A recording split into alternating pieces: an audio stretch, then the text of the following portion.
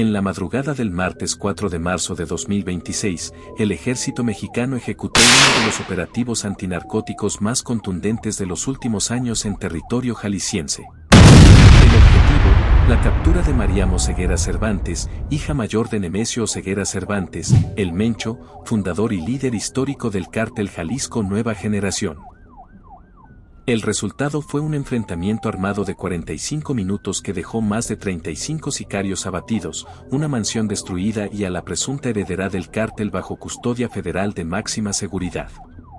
El operativo no ocurrió en el vacío. Llegó exactamente 10 días después de la muerte de El Mencho, confirmada el 22 de febrero de 2026, y apenas 2 días después de su entierro el 2 de marzo en Zapopan, Jalisco. La muerte del fundador del CJNG había generado un vacío de liderazgo inmediato al interior de la organización, con facciones internas comenzando a disputar el control de plazas, rutas y recursos. En ese contexto, Mariam Oseguera se había posicionado, según Inteligencia Federal, como la figura de continuidad más visible del cártel. La cara pública de la herencia familiar, con acceso directo a activos, redes de protección y estructuras financieras construidas durante 2 décadas de operación del CJNG. Las autoridades identificaron la propiedad en las sierras de Tapalpa como el punto de reunión donde Mariam concentró tanto su custodia personal como recursos estratégicos del cártel, efectivo, droga, aeronaves y documentación sensible. La ventana de acción era estrecha. Con el liderazgo en transición, existía riesgo real de que esos activos y esa figura clave fueran dispersados antes de que cualquier fuerza pudiera actuar.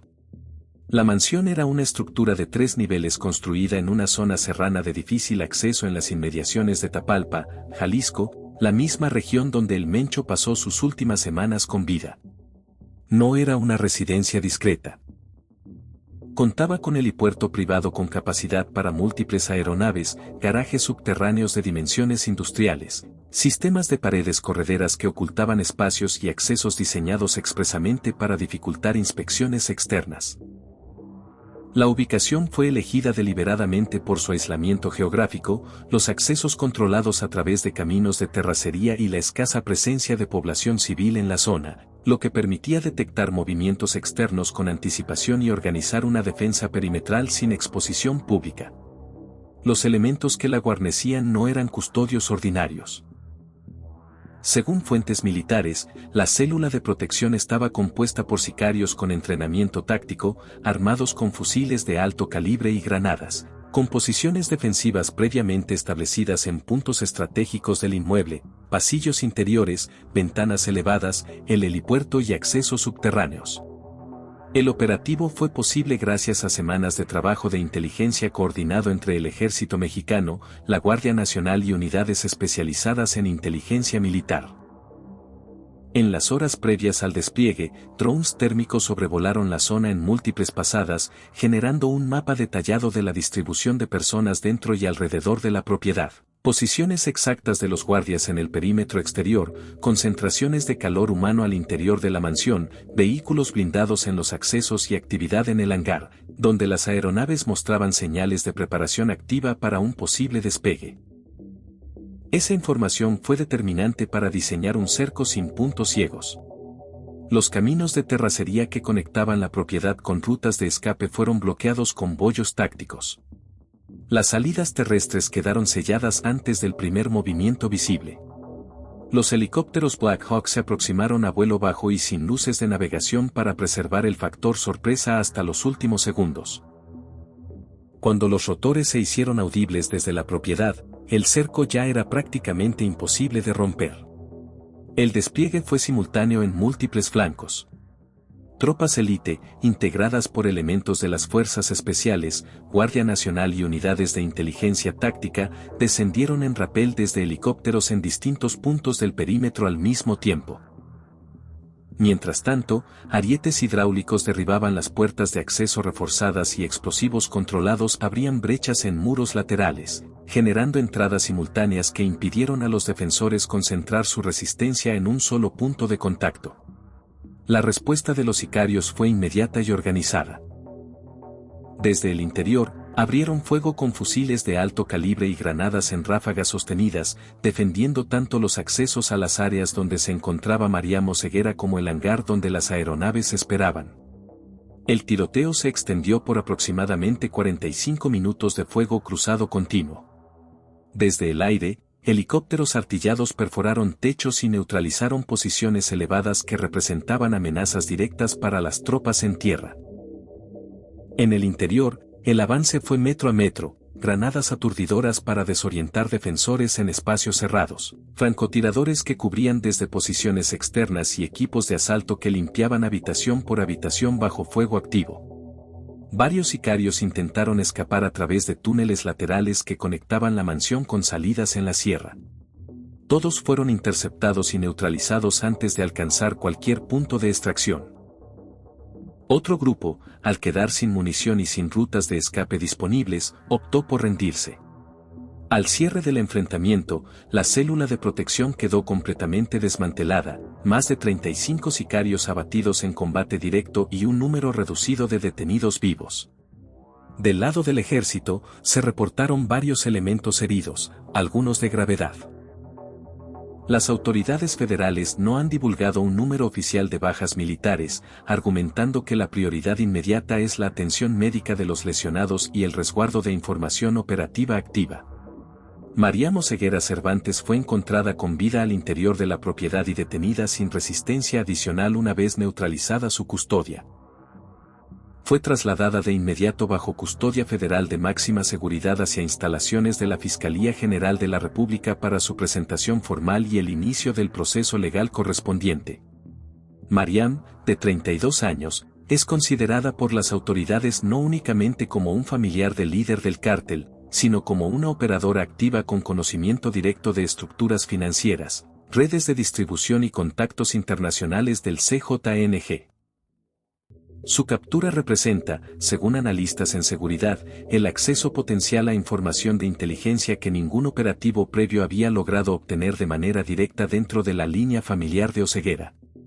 Una vez controlada la zona, las fuerzas federales iniciaron el proceso sistemático de documentación e incautación. En el hangar se aseguraron 5 aeronaves privadas, 2 Gulfstream G650R con compartimentos ocultos para carga, un Citation X, un Learjet 61 Challenger 600. Todas estaban con combustible completo, matrículas falsas y sistemas de navegación alterados, preparadas para un despegue inmediato. De no haber intervenido el operativo esa madrugada, la flota habría permitido dispersar activos y personas clave hacia destinos de difícil rastreo en cuestión de horas. Se incautaron también cargamentos de metanfetamina cristal, fentanilo en polvo y pastillas, cocaína y precursores químicos para producción de drogas sintéticas. En bóvedas ocultas dentro de la propiedad se encontraron millones de dólares en efectivo, lingotes de oro, dispositivos con criptomonedas activas, joyería de alto valor, relojes de marcas de lujo y piezas de arte utilizadas como reserva de valor portable. Las cuentas bancarias identificadas durante la operación fueron congeladas en tiempo real, interrumpiendo transferencias millonarias que estaban en proceso al momento del asalto.